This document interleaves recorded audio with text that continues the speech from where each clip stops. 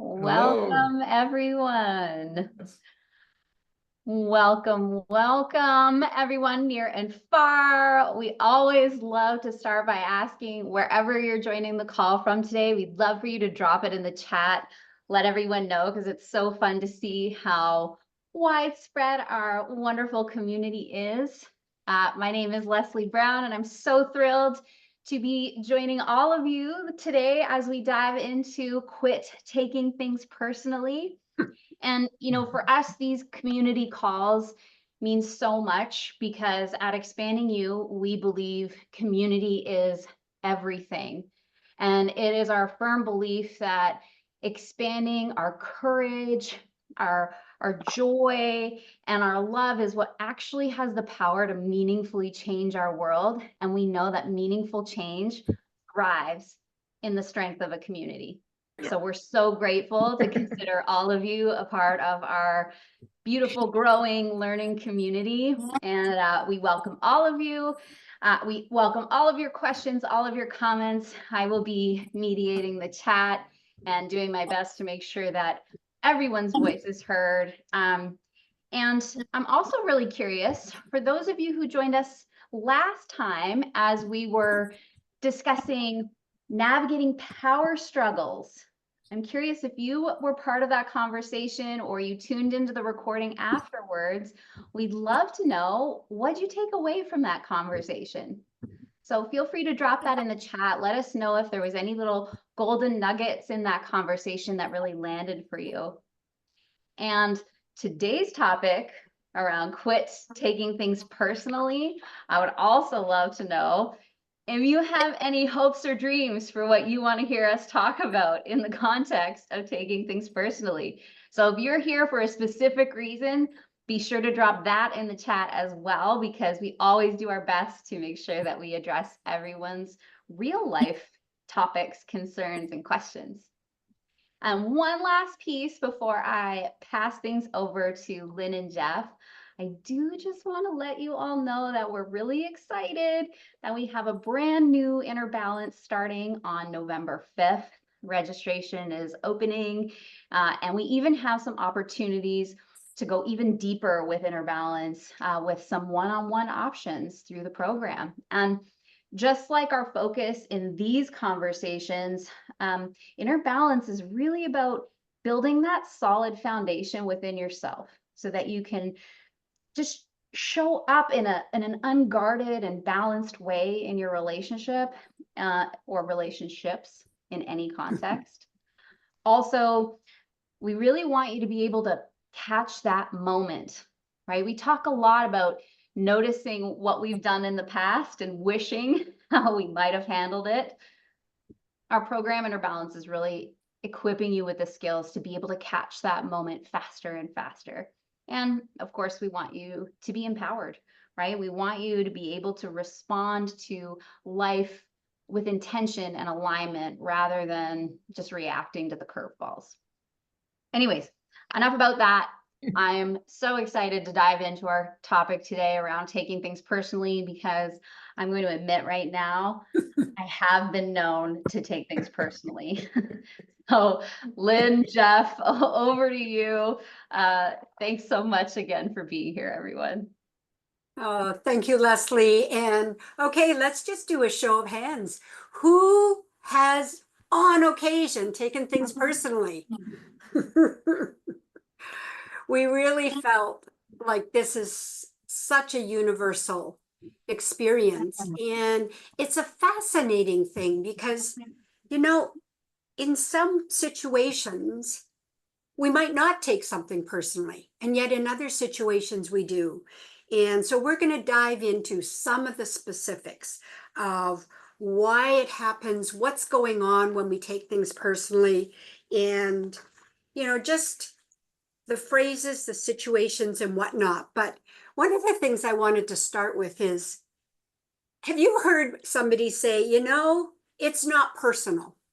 We almost all have heard something like that. And, in my brain, I immediately rebel and go, yes, it is.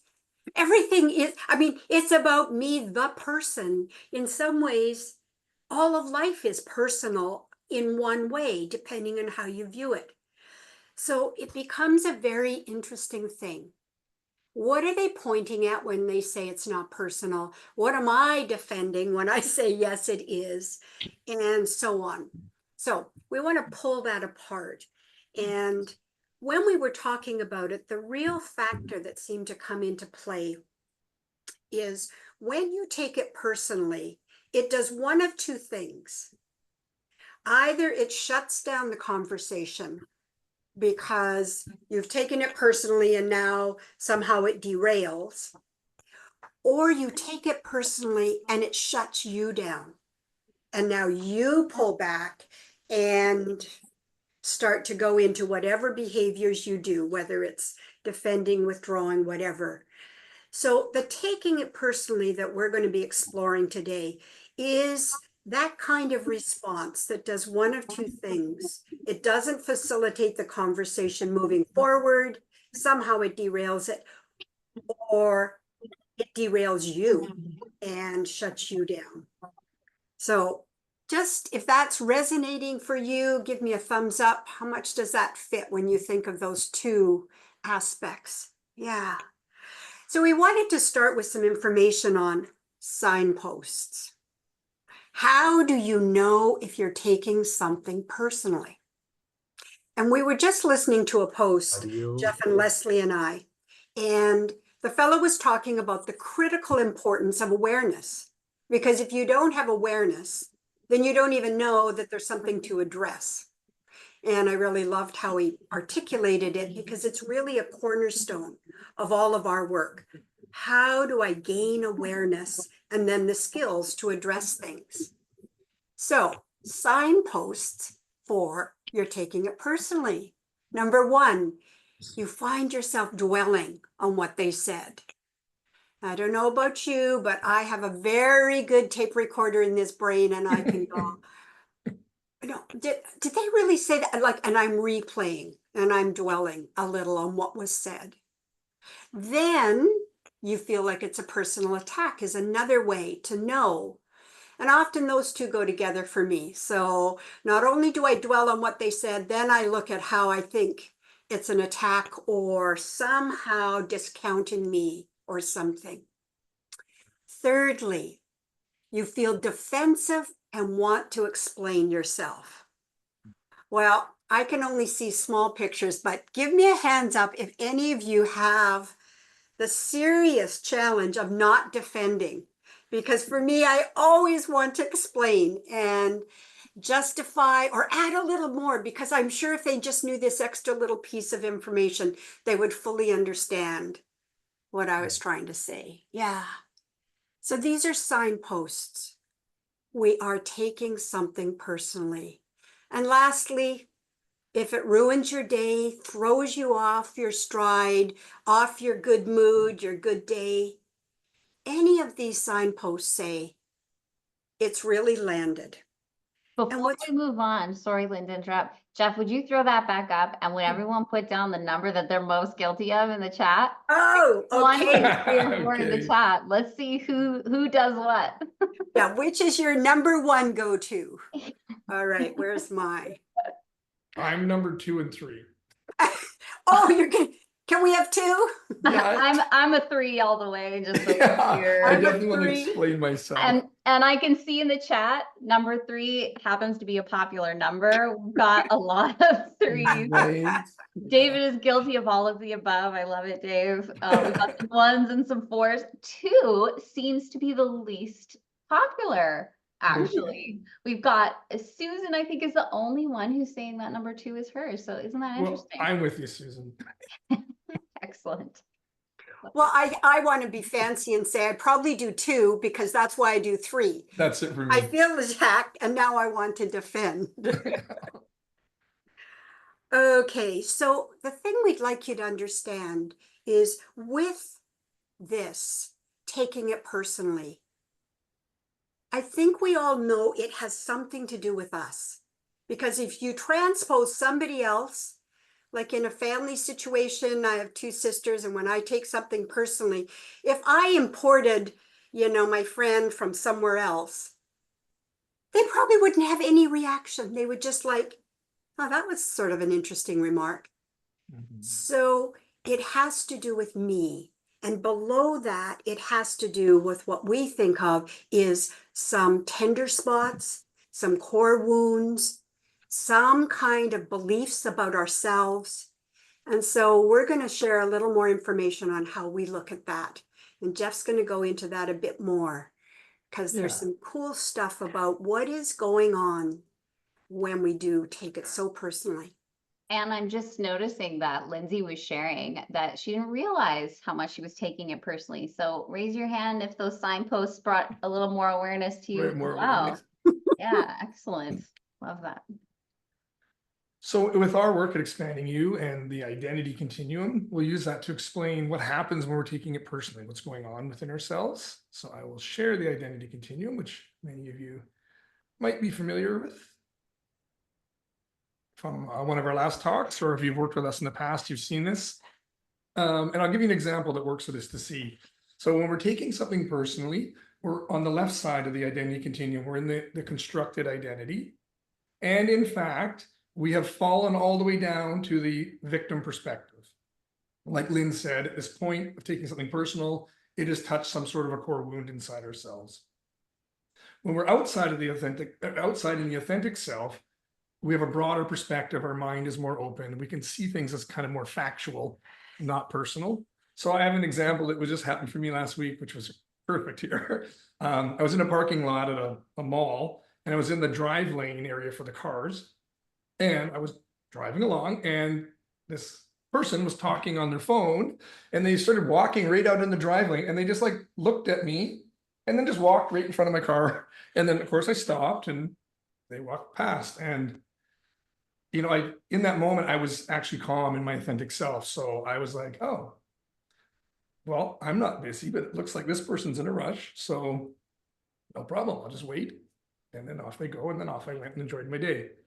However, in the past, if I would have been in my constructed identity in that situation, I would have coded it very different. I would have interpreted the situation very differently. And I would have thought like, who do they think they are? Like, they don't see me right here. Like I'm in the right of way drive lane and they just walked in front of me. And you would see how my interpretation would be touching on some wound around like I'm feeling dismissed, feel like I'm not important or disrespected.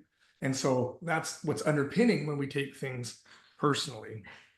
And so what might be some core wounds that you can think of that might be triggered when you take something personally? I would love you to put some into the chat and just see what comes up for you. Like I mentioned, it could be disrespected. It could be I'm not important.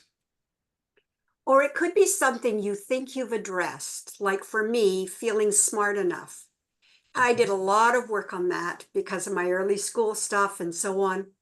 And yet, go ahead and challenge my intelligence. And, you know, it's like the slight underbelly can pop up and show. So even though my mind is saying, no, you know you're smart, you've done enough work on that, my responses are showing the truth.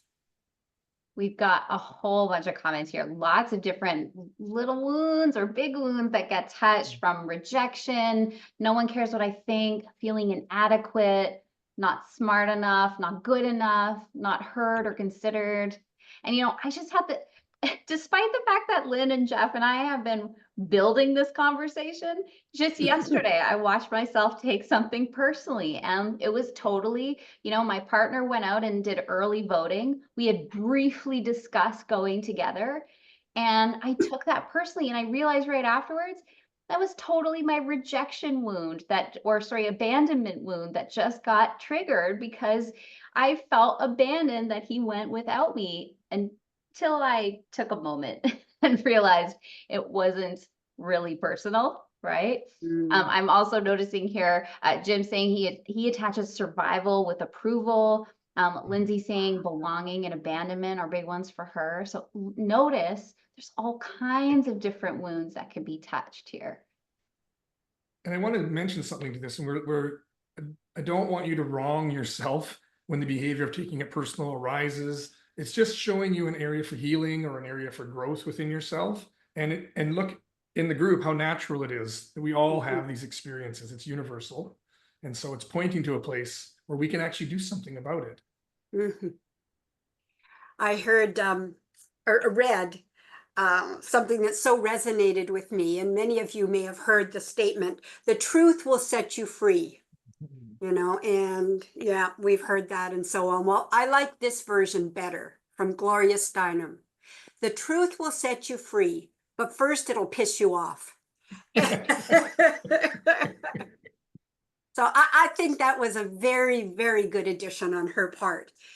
And so if we can kind of, as Jeff's saying, hold this taking it personally as a human phenomena that we seem to be able to do. And yes, we can absolutely move ourselves to a place of doing less of that and doing it differently and so on and so forth. But not wronging ourselves is such a key piece, because otherwise we go into a downward spiral. And now I'm beating up on myself, and now I'm even less resourceful for doing anything proactive. So the next thing that we'd like to do is offer you a perspective that can help us step out of the "it's all about me and I'm taking it personally." And so we're going to introduce this little framework that it's cognitive. And as some of you know, I love cognitive frameworks and so on.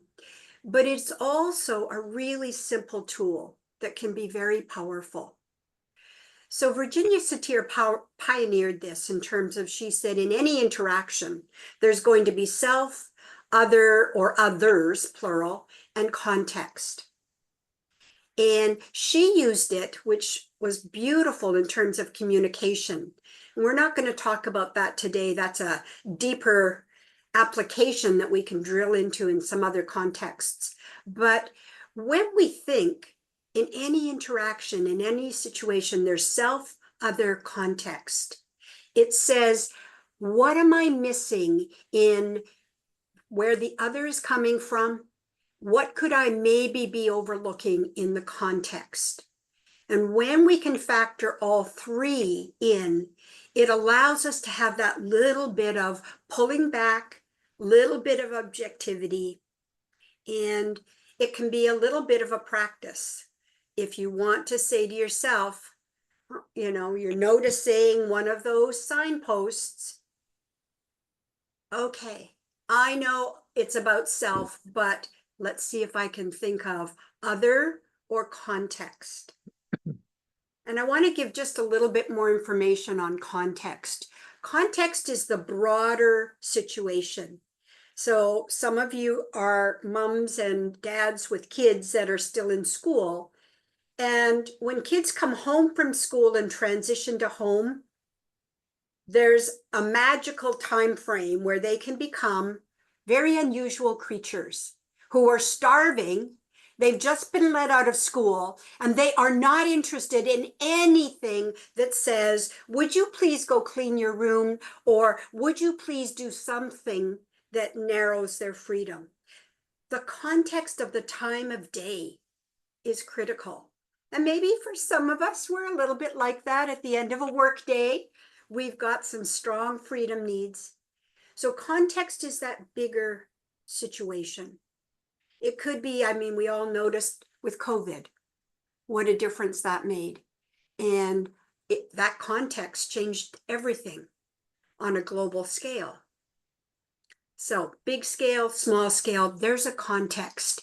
Did somebody say something to you in front of colleagues, right when you're trying to look professional? What's the context? And where were they maybe coming from? Okay, thank you, Leslie, for doing that. Jeff. Okay, so you'll get a worksheet, a handout to walk you through all of this, but right now I'm going to go through some of the key pieces so you can do it real time, and any questions come up, you can chat with us about.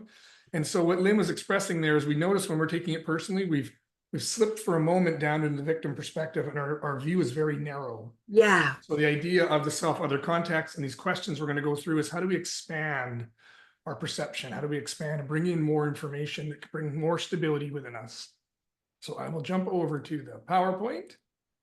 Maybe just while you're doing that, Jeff, I could pause for a moment and say, are there any questions on what I shared? Just that basic self other context.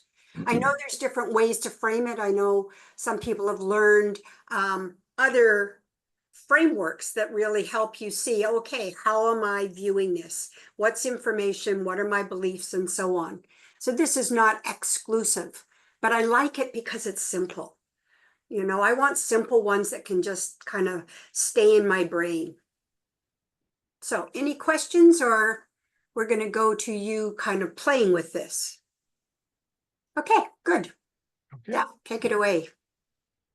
Okay, so let's start with, and I see most of you have a pen in your hand, you're writing, so I'd like you to write some of this down on your paper there. Bring to mind a relationship where you tend to take things more personally. And now, like we were sharing the example of myself in the parking lot with a stranger, it's a lot easier to not take things so personally. But when it comes to like friends or family members, we have more history and we're more likely to take things personally. It's a harder situation. So for example, myself here, I've worked a lot on taking things personally. I take things personally around my mom. And so once you bring to mind of a person, I'd like you to think of like a specific or a regular kind of occurrence that happens. So for my example, let's say it's wintertime, I'm visiting mom and I'm about to leave. Mom might say something like, don't forget your gloves and your toque. And are you dressed warm enough? That's my mom voice. She doesn't actually sound like that. But so, and notice that that's the moment that's happened, and we're going to explore it together. So please write down your person and either a specific moment or a common occurrence that you take personally. I think that's such a great example, Jeff, when you say family. We have so many kind of past experiences, don't we? Yeah, we have a history. You'd say Yeah, the we slate is have not clean. history. Yeah. I'll just give another moment and then I'll move to the next question. I see it looks like people are still writing, but I don't see everyone. So Leslie, if you can give me a thumbs up. And people, everyone else, please, sorry, when you've written something down and you feel ready, a thumbs up would be great too for Leslie and I. Great, thank you.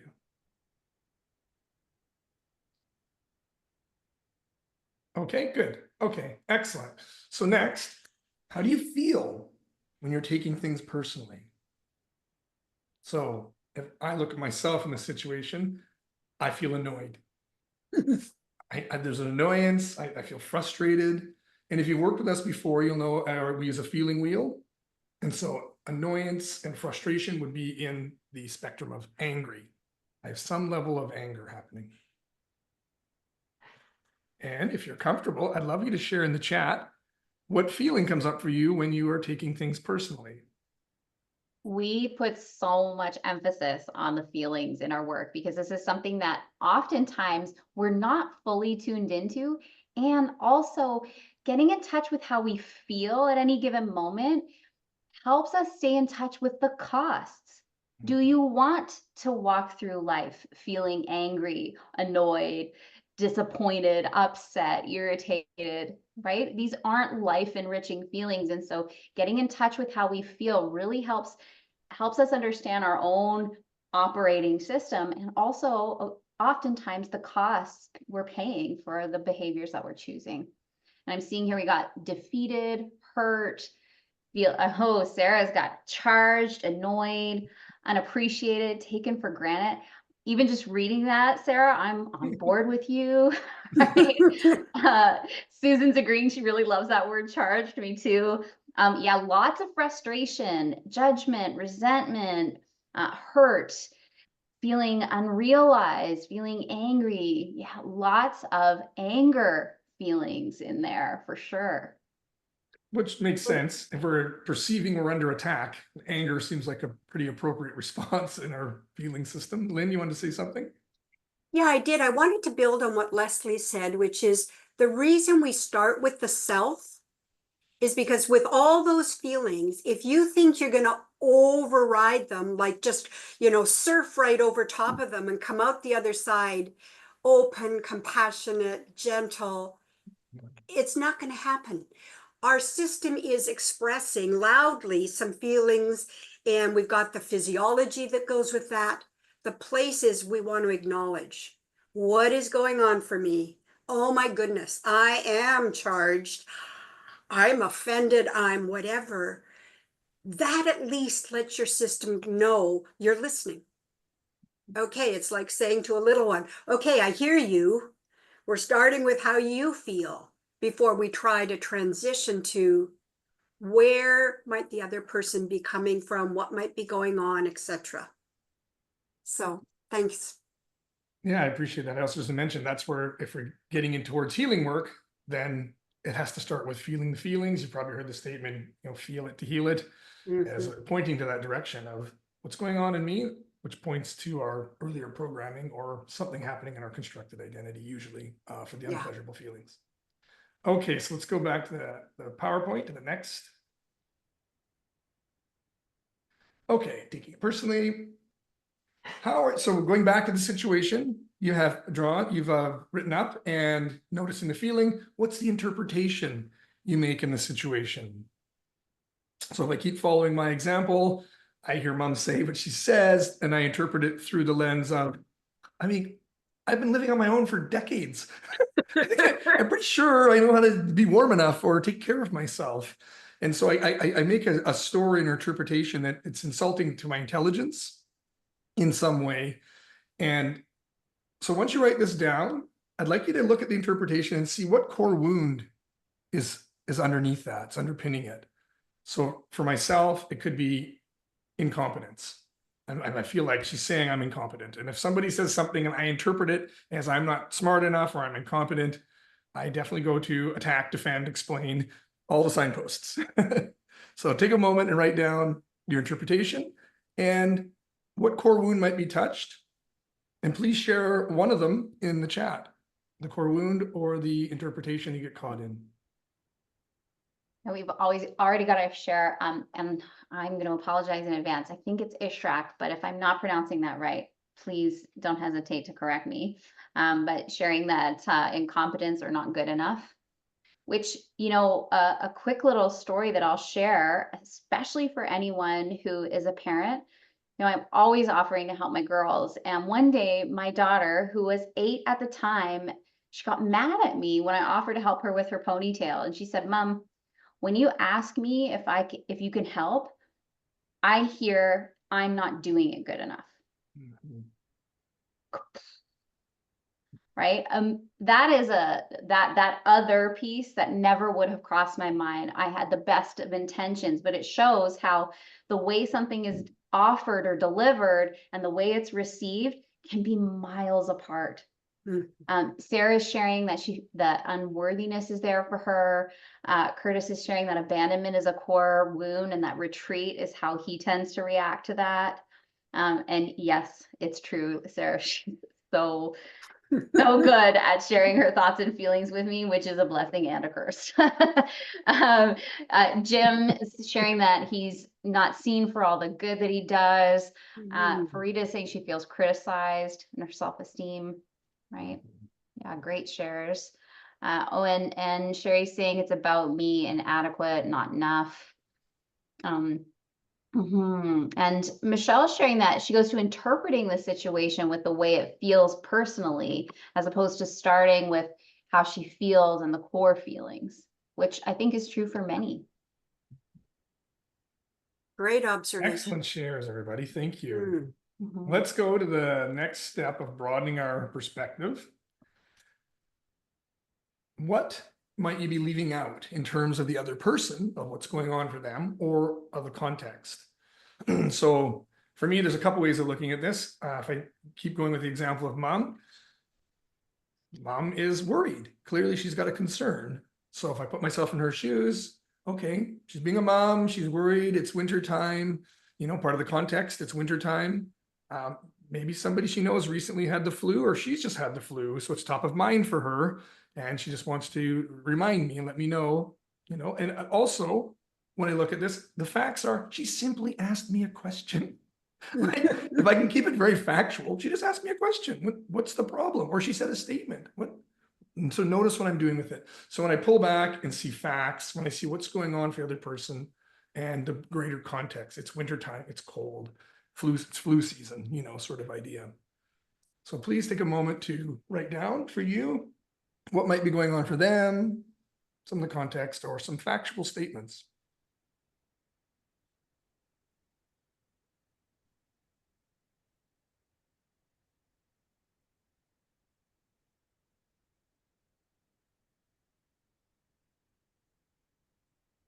Once you're complete on that, if you give a thumbs up, let me know.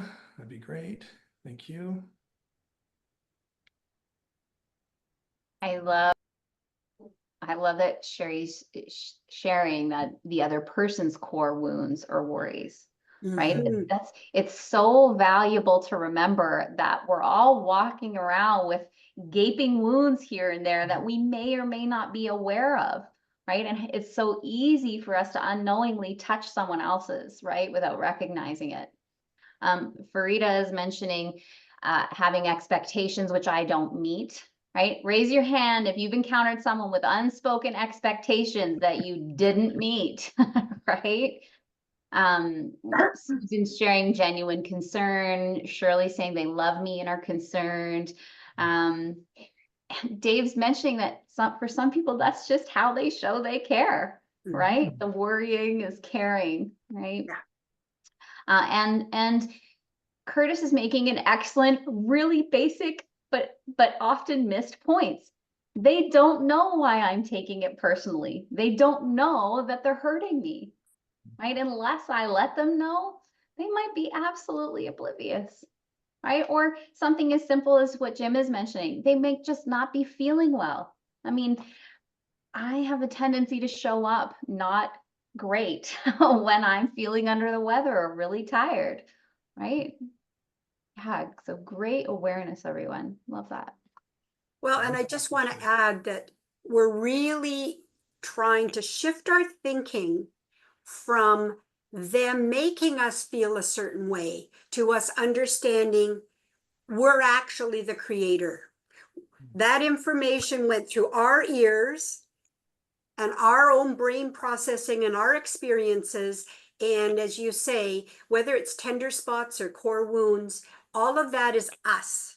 We're the movie producer in that moment.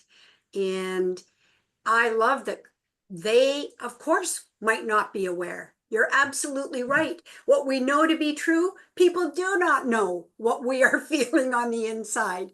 They don't mind read and so on. So such a good reminder. Agreed. Thank you for your shares, everyone. Let's go to the next question here. I don't know if you can all see that in the way. So with this new information, now that you've expanded your perception, you brought in all this new information, how might you show up differently? And just take a moment and write down how you might have done differently now. So for myself, with mom, I could just simply hear her and thank her. I could be in a compassionate place and realize all the things that are going to be going on for her in this context, and just simply thank her. Thanks, Mom. Yeah, I have my glove and toques, and toque, and I feel like I'm dress warm. Bye. And leave in a loving way, you know, that it stays connected to her.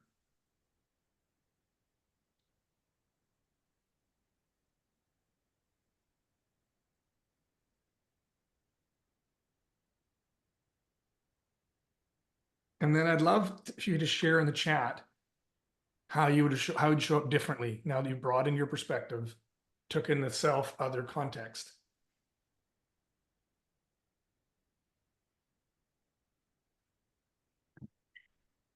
So Aishrak's mentioning it's not necessarily about me. Farida's sharing that I would like to take it as information and choose to do it differently next time. Jim's going to get curious. It's my favorite word. Curtis is saying, take a moment to think about how I'm being triggered and how I can change my reaction. I love that, Curtis, because the tendency is to do the opposite, right? Do this. Here's why you messed up and made me feel this way, right? And whereas when we do what is sometimes a little unnatural and turn inward first and ask ourselves, how am I feeling? Very often just honoring, like Lynn and Jeff were mentioning, honoring those feelings, naming them helps us come alongside them rather than being overtaken by them. And Dave's mentioning that he would show up with compassion for both of us. I love that, Dave. Well, and one other thing I would add for myself is I'm practicing sharing actually what I did with something. You know, I think I started to feel not very smart in this moment. You'd ask these questions and I went into that place of, am I really saying this right and speaking or writing it well? I think sharing what we've done is a really powerful also way to be known more fully. Yeah. Well, when I, Sorry. go ahead. I'll say mine. You're good? Okay, yeah. So when we think of our inner balance program, we talk about being out of balance. Of course, our system. So when we're in taking it personal, that behavior, we're definitely out of balance. And the process we just walked through of expanding our perception and getting clear and grounded creates that inner stability. So we would define inner balance as being flexible despite what's going on around you. So having that resilience, flexibility, despite what's happening. And this is the process. You just walk yourself through it, how to do that. Yeah. And just a couple more shares and then we can get to your question, Michelle. Michelle's sharing that she would ask questions and seek clarity. And also Sarah's saying something similar. Instead of her normal sort of passive aggression, she would instead calmly explain how it makes her feel and see if they can come up with a solution together. And I love Susan's offering such a great line. It's something I use all the time as well, Susan. The story I'm telling myself is, right? This is a great way for us to share with others how we're interpreting a situation in a way that isn't as easily perceived as an attack, because we're naming, this is me and my interpretations of what you were saying or doing. So it's a great way to open. Agreed. And Michelle, did you have a question? I do, thank you. And I originally wrote that I would ask questions and seek clarity, but I'm wondering if that's almost a form of becoming defensive as well, because that was one of my immediate responses that I noticed. And so I often do this where I'm like, okay, well, maybe I need more information, but in that same vein, am I just still defending myself and not really recognizing how I could show up differently? Curious to That would know. really depend where your question's coming from. So I have a moment, but I won't go into super detail because I won't take a lot of time with it, but I've experienced in my past where I thought I was being curious and I was asking questions, but the reality was I was setting them up. So, it was a moment where somebody had said, "Oh, that's sourdough," and I got this bread that I thought was like Melba toast. I was totally unhappy, and then my friend with me was like, "Yeah, no, that's sourdough. That's great." I was like, "What makes you think that's sourdough?" Like my question is actually already in an attack mode, and I thought I was being curious, even and realizing. So it depends where you're coming from, Michelle. The energy is coming from you're trying to prove something, you're trying to set them up for something. Then you're in the taking it personal. You are in the defense or attack mode. But you've found an eloquent way of making it look like you're curious. And I would just say the number one thing that I always recommend in those situations, Michelle, before you even check in with intention, is check in with your body. Take a deep breath. And I get it. Okay. I get how annoying it can be when someone says, just take a deep breath. Sounds ridiculous, but really, truly, if you can breathe all the way down into your diaphragm and let your belly expand, you are sending your brain a message that you are safe. And that can help you get that logic and reasonable part of your brain re-engaged and help you be clear about the intention that Jeff is suggesting you check out. Right? Come into that body place first so that you bring your lid back on. And I'm for anyone interested, Dan Siegel, hand model of the brain, great way to talk about regulation. So that's what I'm referring to, right? Just getting that brain fully re-engaged so you're not at the effect of your emotions so strongly in that moment. Lynn, did you have something you wanted to add as well? Well, I've used the same strategy, Michelle, and what I would say, true confession, is I'm buying time when I say, tell me more about what you're thinking. Sometimes it's to buy time, so I am readying my defense. So it really, similar to what Jeff is saying and Leslie, is my heart open? Am I ready to actually hear what they're going to say and be able to meet them there in kind of a neutral space? Or am I asking for information that I'm just going to then turn around and somehow lob back at them? Yeah. So thank you very much. It's a subtlety, isn't it? We Yeah. get very good at those kinds of things as parents. Well, I'd like to open the floor to everyone. I'd like to hear everyone's thoughts. What was this process like for you? What stood out for you? What did you find interesting? And please feel free to turn your mics on, and I'd love to hear some shares. Mm-hmm. I love Dave's last comment here is sometimes minding my own business is the right place to be.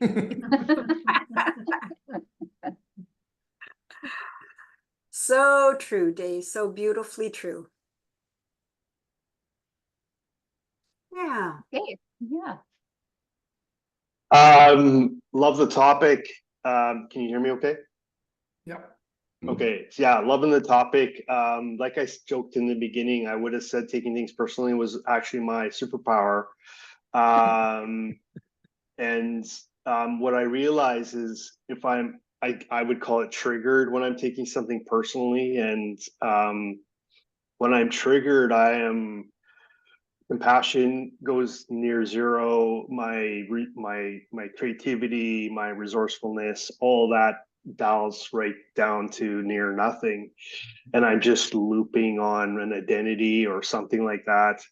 So this idea, this being able to have some awareness about when I'm in the state of taking things personally, and being able to catch myself enough times so when it does come up in the future, maybe it doesn't land. And I can stay in my, like I joked on the last bit, but just stay in my lane and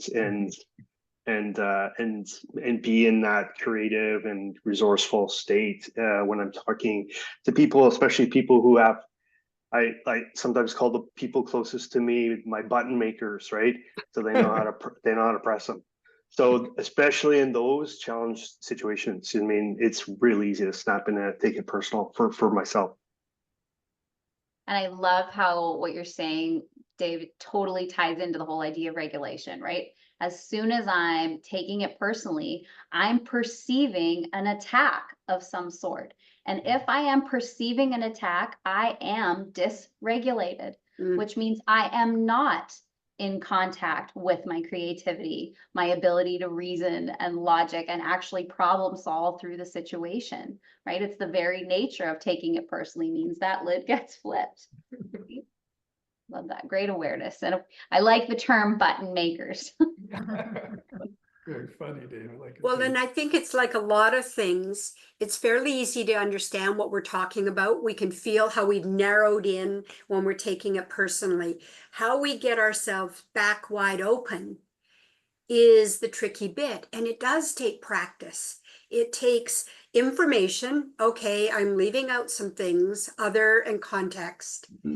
What could I start to sort of do to allow my system to settle, get stable, feel a little above water, and then open up? But they've done some cool stuff with literally people say what their field of vision is in a certain situation. Taking it personally, field of vision, right down to narrowed on to what's going on. And that's where we think we're the most protected. And it's a lie.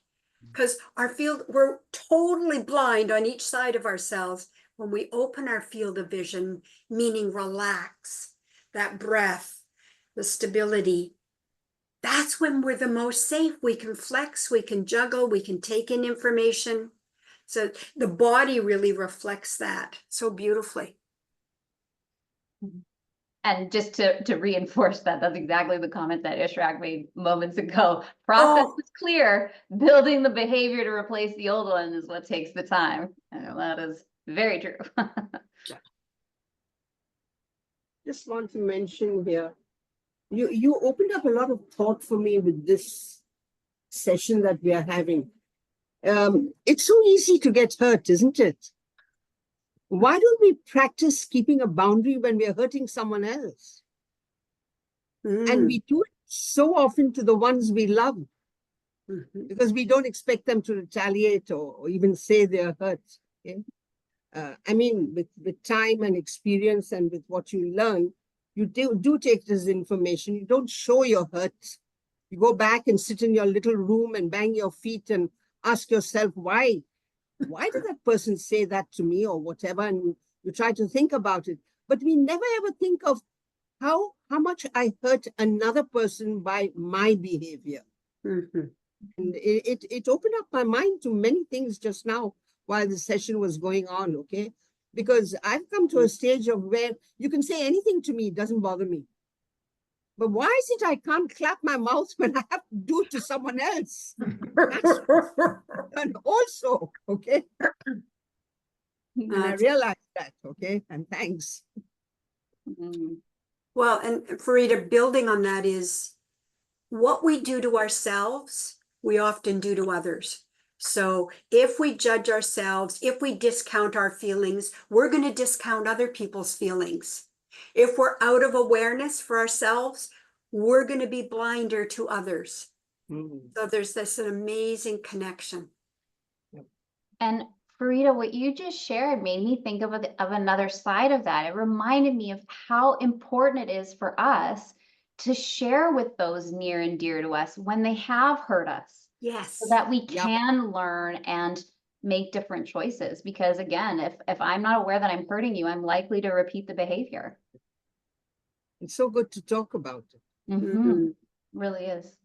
And on some level, the people we're closest with, and we're saying we have history, but we also have some level of safety in ourselves to show up messy with them.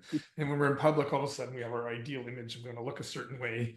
And so we're more alert or on guard, but we actually feel safer with the people around us. And of course, that can be hurtful when our wounds are touched and we're just showing up that way unconsciously. Jeff and I had a funny situation. Well, wasn't funny at the time at all. It's slightly funny now. But I had written a piece that I was feeling very proud of for one of our posts. And we've been playing with ChatGPT and so on. And so I'd sent it out to Jeff and Leslie and as a possible topic and what do you think? But I was feeling pretty good about the ideas I had put together. And Jeff said, well, I've just taken a quick glance, but I'm going to run it through ChatGPT. And I was like, excuse me. Anyway, and so when we got together and I said, I really struggled with that. And he's like, he just loves it because it makes writing so much easier. And he said to me, so you were offended? And I said, I wasn't offended. Now I'm offending my... Because that was too strong. Not offended. I don't know what the slightly less than offended version is, but you can see the whole dynamic play out so quickly, so easily, and so innocently. Like I knew he was seeking to understand where I was coming from because it confused him. He thought it was a great, helpful thing to be offering. And I was taking it totally differently. So it's all in how we take things and how much we share with others about what's going on. Well, Lynn, and I love that you're sharing this. This is for all of us to know on the journey of personal development or spiritual realization or healing work. Radical self-honesty is so important because once we slip into our old programs or the constructed identity, it is really good at being a magician and hiding what we're doing. And so again, we were talking about the feelings. If we're able to be in touch with the feelings, that's the signal something's gone off in our system. Can help us tune in, or the signpost we shared earlier in the case of taking it personally. Anything that can get us out of our looping automated mind that's already dropped into a wound's been touched. Yeah. Yeah. Oh, sorry. Deb, then Shirley. Is my speaker on? Yeah, Shirley, but Deb has her hand up first, Okay, so no we'll come to you second. Thank you. Sure. That's okay, guys. Can you hear me? Mhm. Yes. Okay. I think one of the interesting things about choice theory, and I'm just newly certified within the last year and a half or so, is that when you have certain levels of trauma, you kind of detach from yourself in a way. And so for me, choice theory has brought me back to myself. And I think that's the one thing that, like, as you walk through these questions and these steps, I mean, I've been doing this with some of my most important relationships with my husband and my 3 kids and my grandkids and, some coworkers. But it's like, when you said that, about sort of feeling this yourself or not giving yourself when you get to a place like I've been, you just shut it off, Mhm. right? You stop feeling. You're like, I'm not going to think this or feel this or do this because nobody's going to listen, or this isn't going to work. Or so that rejection and abandonment that is so deep. Yeah. And then choice theory makes you go, is that really real? Like, is that really going on? And you have this kind of awareness, but I love the fact that you guys help us to go through this and say, you need to realize this for yourself so that you can give everyone else in your life the grace to experience it and realize it themselves. Yeah. That's just very powerful to me. And I remember when I first took choice theory, I'm in Carlisle, Saskatchewan, so I took it in Regina with Sheila Patton and the ladies there. And I remember saying, okay, but like my husband just needs to pick up his clothes. Like he just needs to do that. Like that. And Sheila looked at me and she's like, why? Well, we went through this. I could not grasp. I couldn't even grasp that was my need. I couldn't even fathom that, you guys. So the power of choice theory and walking through this, as you walk through these questions with us, I think it's like, whoa, you need to realize the real things. Yeah. Right. So I just really want to thank you, because it's super powerful that, you may ask these questions to me this week and you may ask them in a month and they'll be a totally different situation, but I feel like we need to do this continually. Right. So I really appreciate this. Thank you. Awesome. Yeah. I was to say that it's like Lynn was sharing earlier, and we're going to come to you in a second, Shirley, that awareness is the first part. So awareness is not just simply observing the behavior of something happening. We have to go deeper into understanding as part of the awareness. And then these question sets or worksheets like this are designed to now move us into an action. So changing our thinking, noticing our feelings, getting in touch with what's happening ourselves, and then something that leads us to an action to do differently.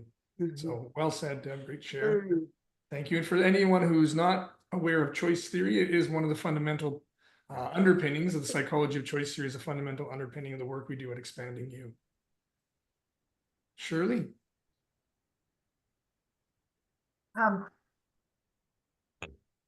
This is awesome work for me. I find as a senior trying to, can you hear me? Having trouble hearing you. I don't know how to turn my volume up here.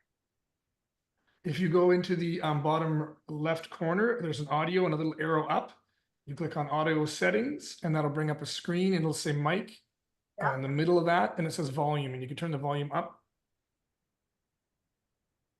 My speaker volume, they're both up. Okay. Okay, They're both you might up have now. to just lean in a Let's bit. try it. Okay, Yeah, this is great timing. I find as a senior and watching the different generations below me.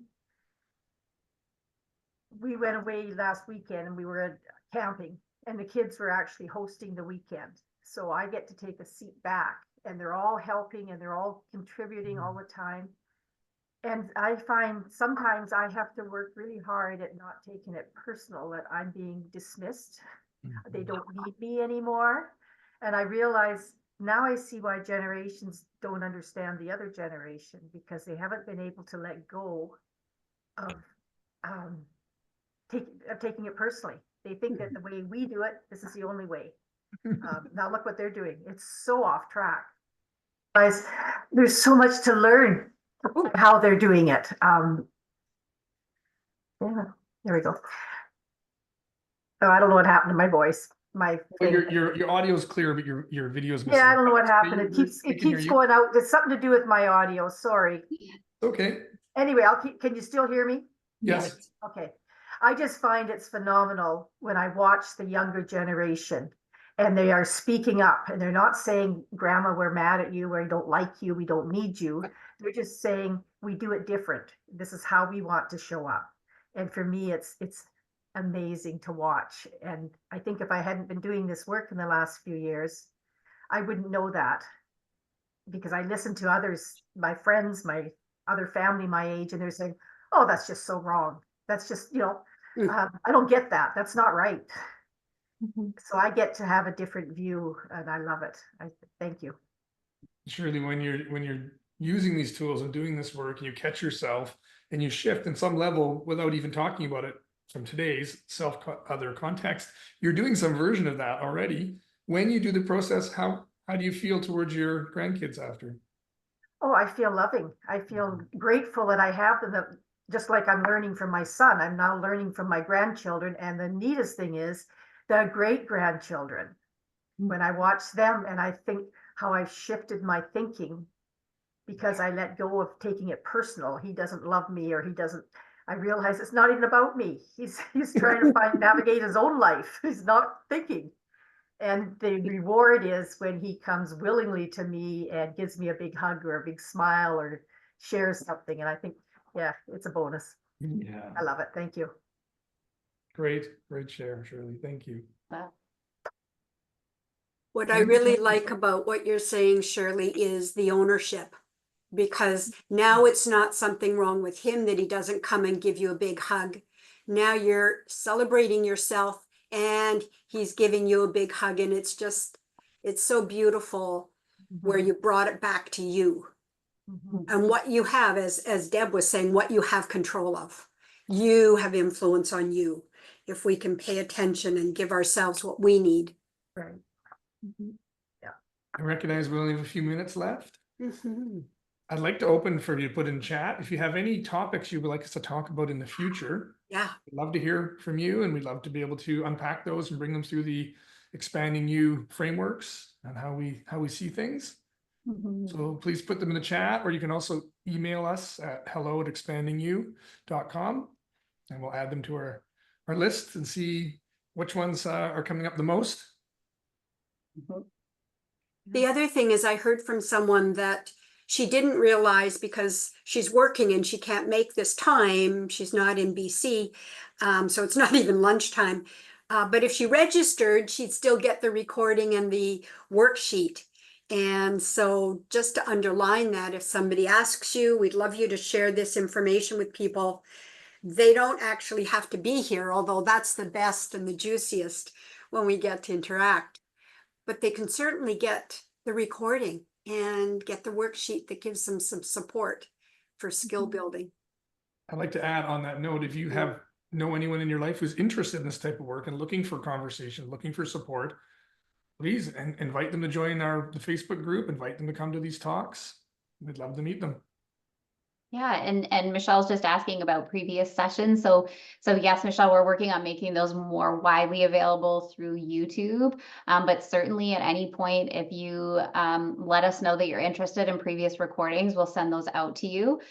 So if you like it, just let me know and we can send you all our previous talks. We haven't directly done anything on boundaries, but we can certainly put that in the list for the future topics, because that is a great topic, although I don't think we'll get far in one conversation, but perhaps a great series to explore. And of course, just a reminder as well, we love continuing conversation in our Facebook group, which is another active part of our community. You can join that by visiting our website, expandingyou.com, and there's an option to join the community, or you can just look us up on Facebook, and we can invite you into that group, because it's another place where we share more of these conversations, and we love lots of engagement. Awesome. Great. Any other questions or comments? We've got some great suggestions, something about fear of failure. Ooh, another great topic suggestion. Thank you, Ashrak.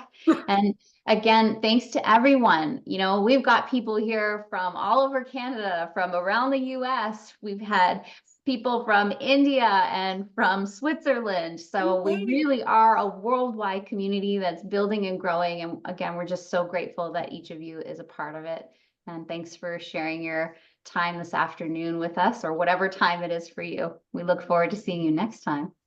And Michelle, as a quick note as we close, I just put the Facebook group in there. If you're not in it, the last talk, the video recording was uploaded into it. You can see it there.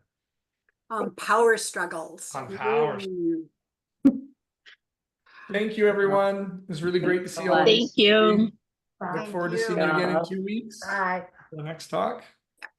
Thank you. Thank you, everyone. Have a great rest of your day.